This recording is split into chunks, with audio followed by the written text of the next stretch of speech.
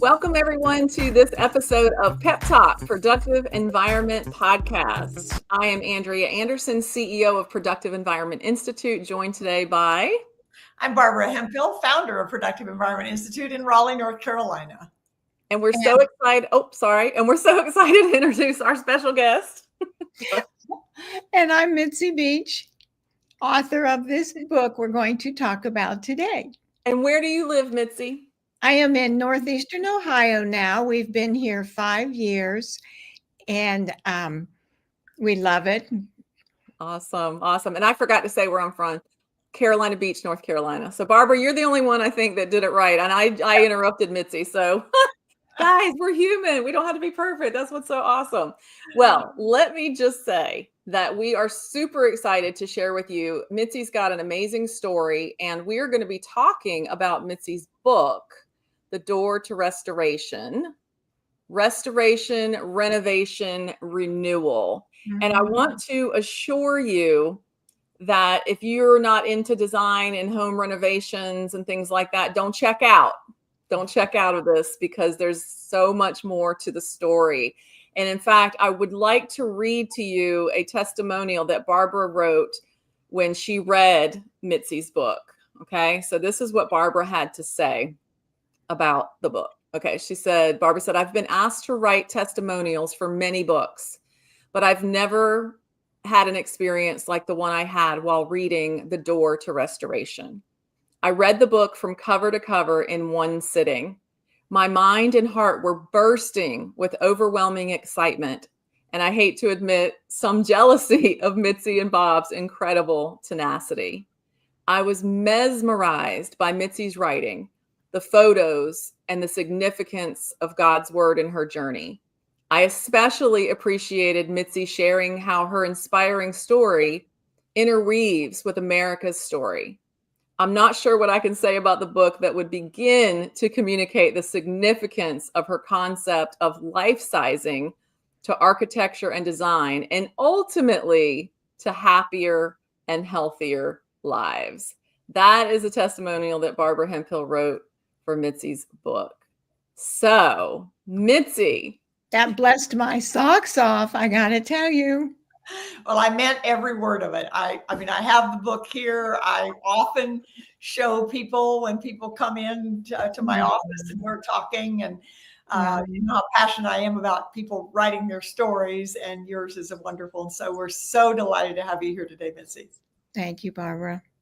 So I have some questions for you, Mitzi, and I think the first question is probably the most obvious. I guess, like, why did you write? And I kind of teased that it's not just about design. Well, you're an amazing designer too. So if you want to talk a little bit about that also, and then where, kind of leading up to, why did you decide to write The Door to Restoration? What was your motivation around that?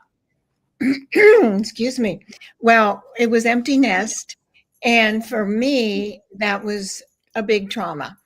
And it was shocking because I had a huge design business at the time. I revere all mamas that have not gone back to work, and it hits them differently because that's their life. I also had another life, but I mean, I wrote the book on some of this stuff, and I was totally, it just tanked me. So being a designer, I had done everything I could to our home, and there was, trust me, nothing more I could do. I have moved walls like they're furniture, like you would say. And so I figured very quickly that this home was not working for us. And so I said to Bob, how about buying a fixer-upper somewhere? And of course, he had no idea. I didn't either. And this was the house God led me to. And there was absolutely no question that we were to do this. And so that's how this all started. Wow. So can I ask a little more detailed question? Absolutely, Miss Andrea. Yes. Thank you. You said this was the house that the Lord led you to. How did that come about? It was like he was sitting right here. And the house it's a disaster. I mean, you cannot fathom. And so, and it wasn't for sale, by the way. Oh. So we walked and walked and walked by it, me and Sophie and my standard poodle at the time. And so it was just known that we were to do this house. And Wow. Bob and we prayed, no pun intended on the door, but we said, if this is not meant to be, shut this door, Lord. And it took, you talk about overcoming circumstances. The people that owned it were challenged. And obviously to live in a house like that with 3 children. And so one of our friends had said, Mitzi, maybe part of the Lord's reasoning is to save those children that lived in this home. That was, yeah, they should have been taken out years ago. So, but what happened in this home that we ended up calling Cypress is that we realized that I was to write this book because, excuse me, because the transformation that was occurring was what he wanted us to use as the metaphor.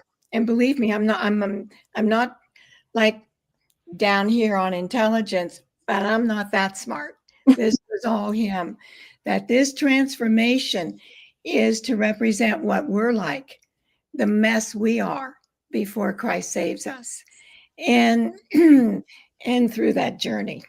And how quickly did you know that that was the message? Like, did you go into this project feeling that this is a really good question? I don't know that I've really pinpointed. I mean, I've been asked that, but I would say probably when the wheels came off with me and Bob, when we realized how deep we are in a situation that the only way we were going to get through this was with the Lord. And then through all of that, it was like, okay, like my son said, one of them said, Mom, I can't remember. I don't think it was shocked, appreciate maybe. He said how vulnerable you were. And that was the other thing, that this couldn't be like a fluff. It had to be the real deal. And so it was when the wheels came off of me and Bob that it became apparent this was to be shared with the world. Is that what you mean? Shared with that this message needed to get out. Wow. Yes. Okay. Yes. So looking at the title again, I'm going to bring the book back up. Okay. So we know that the restoration in the title refers to the drastically neglected, which is hard to imagine. Just looking at this picture, the drastically neglected home from the 1930s. Right. That you named Cypress, which I would like to know why you named it Cypress. And then it was the street. It was the street. Gotcha. Okay. So that makes sense. Yeah. So what does restoration, the door to restoration, that makes sense. What does the renovation and renewal refer to in the title? And if I were to redo it, it would be, this is out of order. The renovation comes and then the renewal and then the restoration. And the renovation is the absolute hardest part. You know, we bought this and it took, well, there were 60 dumpsters that we filled, taking out all the grime, all the mold, appliances. It just was endless. Wow. And this is what has to happen in our lives. If we are going to really have a restoration, we have to get rid of all the gunk inside of us. So I just have to interrupt here. You have to clear the clutter first. Yes. Yes, that's perfect, Barbara. Clear the clutter first. Yes, that is so perfectly vision, you know, that people can see. And even if it's not a rent-a-wreck like Cypress, in order to have any renovation, you got to clear all that out. So spot on, Barbara. And this is where many people give up. Yes. And even in organizing their homes, it's too overwhelming. They just can't handle it. And this is where we have to just dig in and say, no, no, no, no. And so that's if we want to get to the renewal, we have to go through this. Yeah. And this is what the message is that we want, the impact we want to have with everyone. It's not just about the house. This is about stuff we have buried deep in our relationships and whatnot. One of the examples I use is, it's if, just to use the metaphor, if there's paint chips and what we want to do is just paint over them, we don't want to sand it down, start over, do a few layers at a time. No, it's easier just to wipe over it.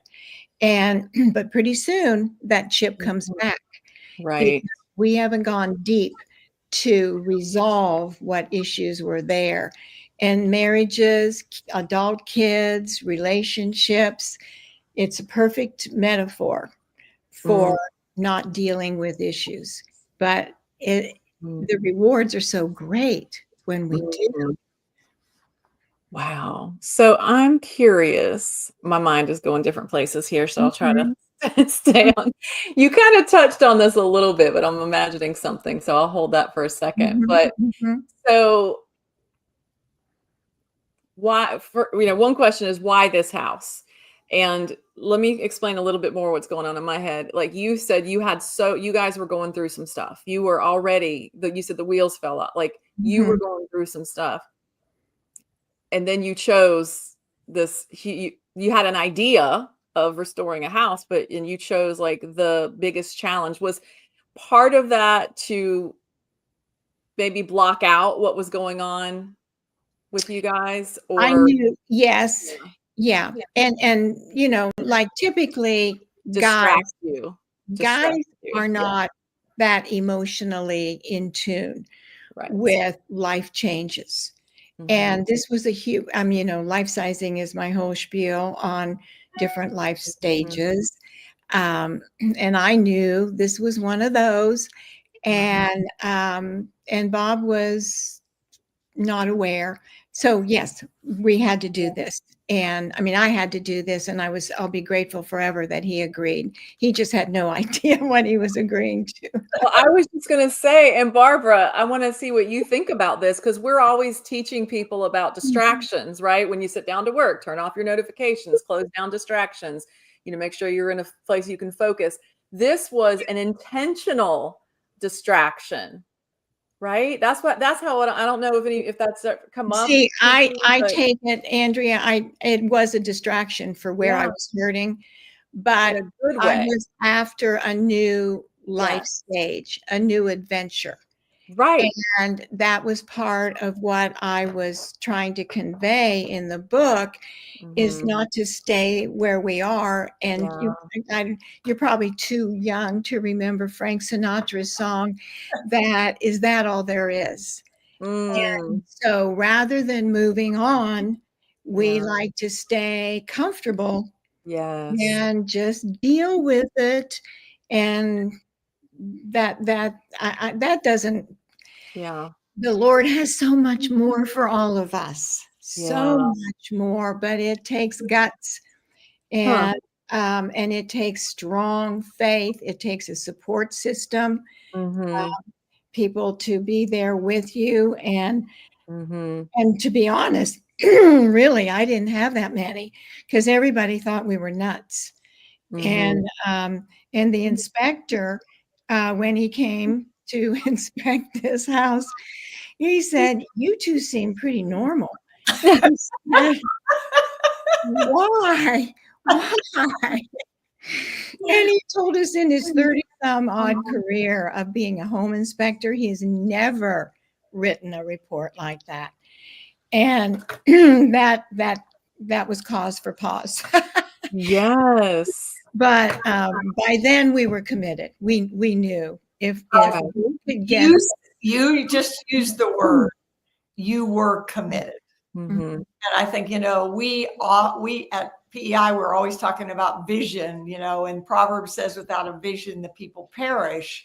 Right. And Mitzi, you had a vision And when we have that vision, when it's strong enough, even though people think you're crazy. I mean, when I started 46 years ago and went to the Small Business Administration to ask them to help me start this business, clearing the clutter from houses, they laughed me out of the room and said, "You are crazy. Nobody pays somebody to help them organize their closets, cupboards, and kitchens." And look at it now.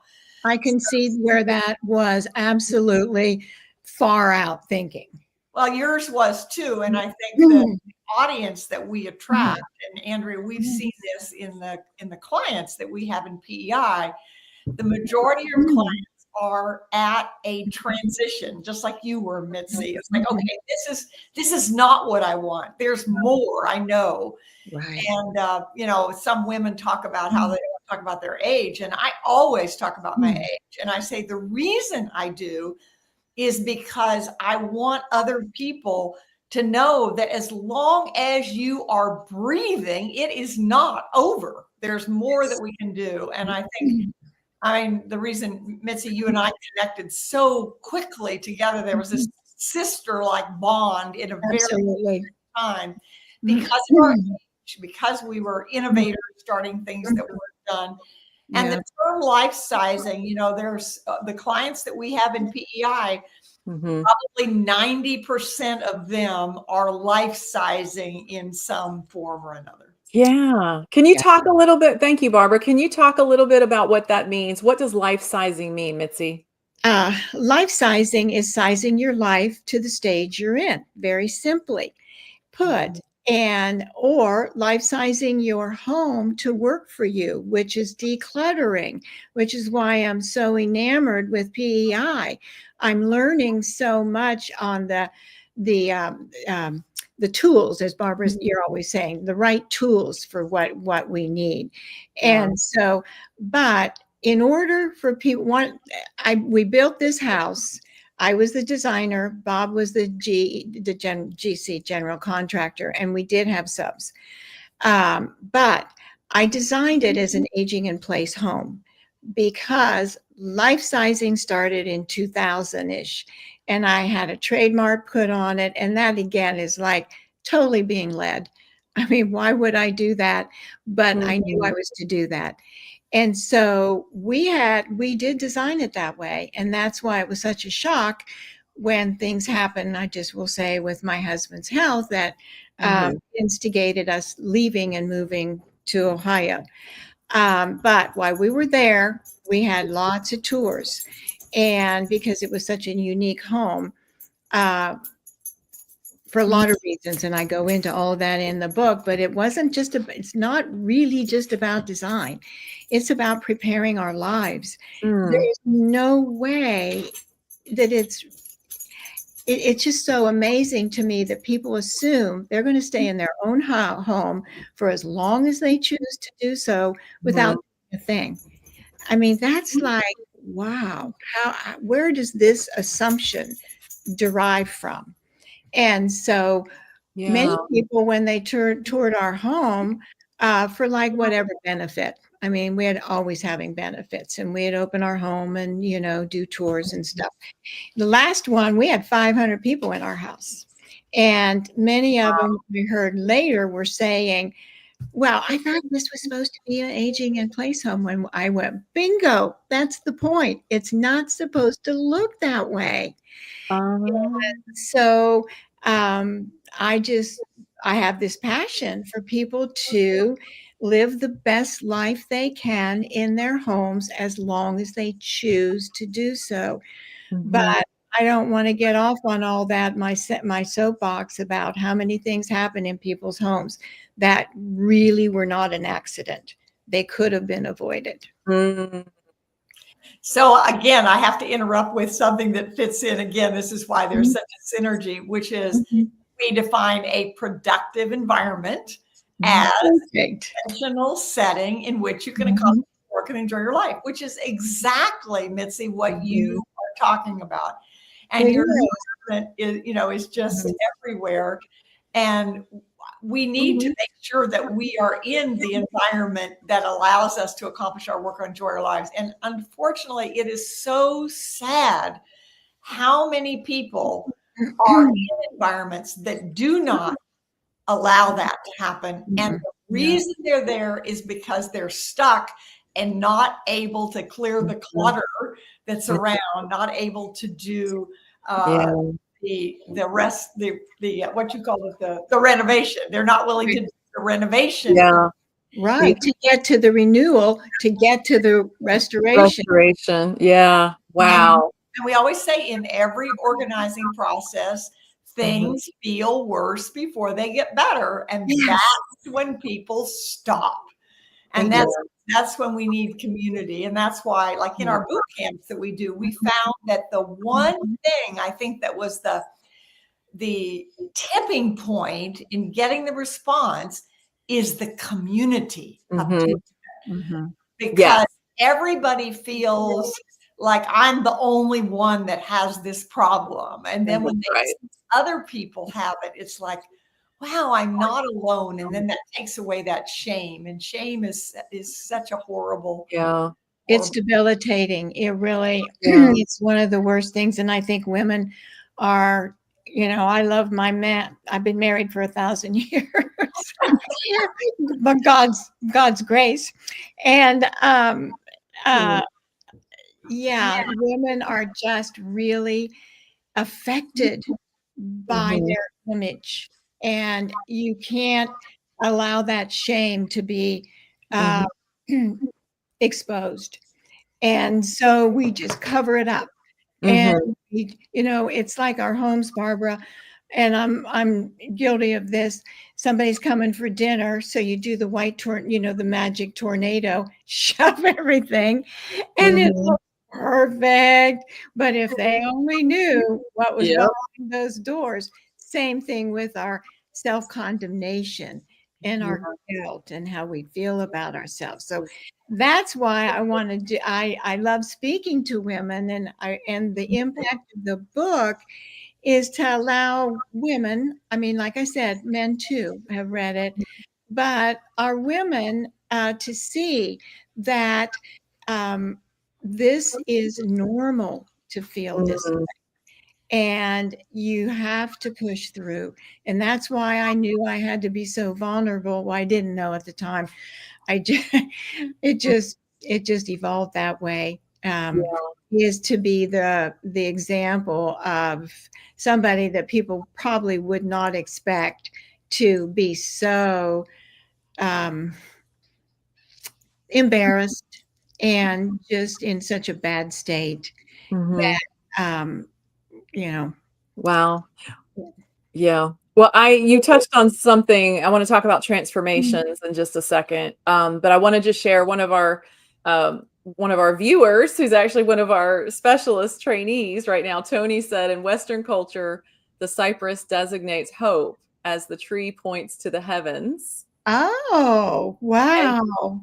Right. And Tony, we'll have to let us know where you got this from, because you've got quotations around it. Where did this come from? She said the cypress tree's ability to thrive in a variety of harsh conditions, including dry, you didn't even know this, dry, rocky soil or swampy environments, makes it a symbol of strength and resilience. Wow. Thank you, Tony. That's beautiful. Fantastic. It is. Tony, shoot that over to us so we have that source as well. And she said life sizing, powerful 2 words. Thank you, Mitzi. And I have to say real quick, because Tony's going to be joining us. I know. Next week, or in 3 weeks. No, it's next week now. I'm so excited to be meeting you face to face for my first time meeting you, Mitzi. Mitzi, for those of you watching, is going to be joining us for our Productive Environment Institute retreat at the beach. We're in Carolina Beach, and she's going to be teaching our team and her fellow colleagues in our SOAR program about life sizing and more about this topic. So I'm super excited about that. Oh, she said, Mr. Google and Chat GPT. Thank you. Chat GPT is my new friend. But I have a comment and a question about the transformations in general. Okay, so I am a big fan. I am not a designer. I am not a renovator, like renovation stuff. I like HGTV shows. I like the before and afters, but I don't want to be in the middle. I don't want to be doing any of that stuff, knocking down walls. That's not me. But I love love transformations. I mean, with PEI and what we do with clients, we love before and afters of your desk, of your office, of your home, of your email, as you know, from our digital boot camp. I'm going to do that next. Yes. So I'm getting my moxie built up to tackle that. You're off to a great start with your digital dashboard. Your mind is you're in the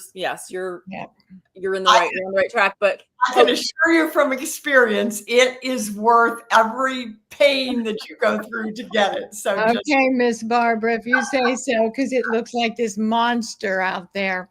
We're going to simplify it as much as possible. And we'll share you guys what we're talking about. We'll share some links for you guys to get some information about our boot camps. We do an office transformation boot camp, which is paper and physical. And then we do a digital transformation boot camp, which is digital. And we actually have those next boot camps are coming up in the beginning of first quarter of 2025. But we do have a workshop coming up this Friday. So if you happen to be watching this video, you can go to productiveenvironment.com/tame your to-do list, and you can sign up for that workshop that we're doing. We're actually doing the workshop really for our team. We're doing it for our team of certified productive environment specialists and our SOAR members, which Mitzi is one. SOAR means systemize, organize, activate, so you can relate. We're doing it for them, but we are also opening it up to other people that are not yet clients of ours that just want to get help managing their day-to-day. Like, how do I get things done? And I've got all these lists and I don't know what to do. But let me go back to my question about, we love transformations, right? We love the before and after. So you included over 40 before. I wanted to talk about that. So I'm glad you brought that up. The reason those photos, they had to be in there. And words, the written word could not convey the disaster and horrible neglect. I mean, there were birds' nests in the window. There was garbage left, mold that you can't even fathom, beyond belief what was there. And you can't see all that, but you can see a lot. And the reason that was so important is because we talked about the renovation of what things look like before, like PEI, you get in there and dig in. But it had to be seen because that is the metaphor for us. And it may not look like that from, I'm sure it doesn't look like that for most people, their homes, but their life can. We don't know what people have been through. And divorce, neglect, abuse, widowhood, adult kids estranged, finances, I mean, on and on. We have no idea. But that's what it looks like to them, is the image of how bad Cyprus was. And so when we can see tangibly in photos that it was so bad, but with faith and tenacity with the Lord, anything's possible. It can be renewed. And that's what comes, the renewal after that renovation. And then there's the beautiful restoration when you see all the after pictures. Yes. The after pictures give hope. That's the point. Yeah, it's hope. It's like, look, this is, and we share them when we do our webinars. We share before pictures and we ask people, so which one of these four, and there are different levels of clutter. Okay. So we say, which one of these four do you relate with the most? But we don't leave it there. Like, we show there's after photos for 3 of those 4. There's a 4th one that we don't have an after photo for, but 3 of those 4 have after photos. And that is the hope. And we realize that, this is very difficult to do alone. When I say this, I mean what you did, as well as just decluttering your own space. I'm actually going through a little personal mini crisis myself. We've got all these clients like you. I mean, we're working, you're doing things, and we've got other clients that are working on certain areas of their homes and their offices. And I'm coaching, like, well, try this and do this, and here's a task, and here's what Barbara says. And then I have to do it myself. And I'm like, oh my God, I need help. I have a little storage room that I'm trying to make decisions about things. And I am feeling what you feel. I'm feeling what our clients feel. Right. And it's not easy. And that's why it is important to not do it alone. You don't have to do it alone, which brings me to, I want people to know where to find you. I want them to know how they can work with you. So before we get to that, I want you to answer that question too, but also what's the main message? What is the big picture message you want people to get from your book? And then also how can they find more about you and work with you? The main message is to never, ever give up. Ever. I don't care what age you are. Barbara and I are proud to be the age we are, and we are still moving and grooving. We are lifelong learners, aren't we, Barbara? Yes. And we're going to keep on plugging and giving back as long as God gives us breath. I don't think Barbara feels like she's ever going to just go off and, do nothing. I'm speaking from what I can sense from her. She would never. I mean, going into singing and all those, there's just so many things left that we want to do. But we can't get to that beautiful stage if we say, this is all there is. No, there's so much more for everyone, and they can never, ever give up. Beautiful. I just want to say that Mitzi is a wonderful speaker. So if you belong to an organization of a group of people, would love to have a presentation, either virtual or in person, she will really inspire your audiences. So keep that in mind, because the book and her story is applicable to anybody and everywhere. We always say in marketing, oh, you can't market to old people. Well, you can't. But the reality is that this is a story that touches everyone. Jesus taught in parables because people love stories. Right. And Mitzi has a story to tell. So think about her when you're planning an event. Thank you, Barbara. And I love speaking on life sizing and the 3 pillars of that. And so I'm anxious to meet all you in person for the retreat coming up and talk about that. Mitzi Beach will be at the beach with us. Yeah, right.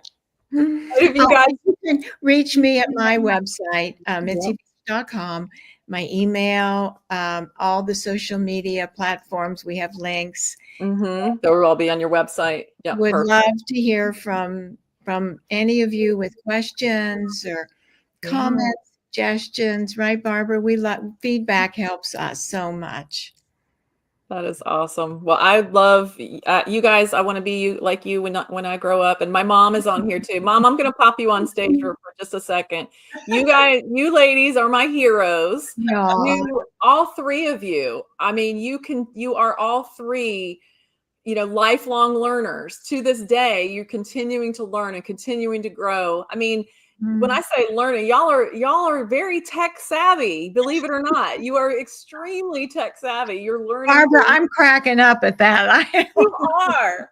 No, but you truly are. I've seen your digital dashboard, Mitzi, that we put together. Like, you are so beyond what you think you are, I think, with the technology. And mom too, and Barbara, you guys, you just never stop. And I think a lot of people are truly inspired by you. I know I am, and I'm, many, many others as well. So I just want to lastly mention to everybody, if you're new to our channel, be sure to like and subscribe to our YouTube channel. Wherever you're watching from, make your way over to our YouTube channel.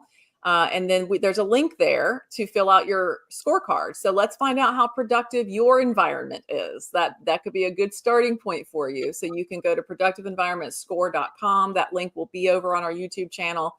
Like the video, share this video with somebody else that needs to hear this message. I mean, and what an amazing Christmas is coming, guys. And what an amazing gift that this book could be for somebody. Right. So let me put, there you go. Thank you, Eds. Eds is in the background. The door to restoration.mitzi-beach.com. You can get the book there, and that will be on our YouTube channel as well. So you can just go over there and click that link. I'm going to interrupt you real quick before I is the gift. You hit on that, because hope is the best gift. And that's what this book is. It's about hope. Right. So if you've got someone in your life that you want to give some hope to, this is an amazing, amazing gift for them, not just for Christmas, but anytime throughout the year. So Mitzi, it has been a pleasure having you on. Thank you so much for joining us. Barbara, I'm going to give you the last word for Mitzi before we go. Well, one of our values in the company is together we are better. And certainly we've seen this illustrated today and about how we do things. God created us as the body of Christ, and we all do things differently. And when we bring people together that have different skills, we can do great things for the kingdom. So Mitzi, thanks for joining us today. Thank you. Thank you so much. And Tony, thank you for your participation. We appreciate you chiming in. We love the feedback during the live stream. So thank you. Thanks, Mitzi. And we will see you guys soon. See you next time. I'm going to be ending the live stream now. See you on the next one.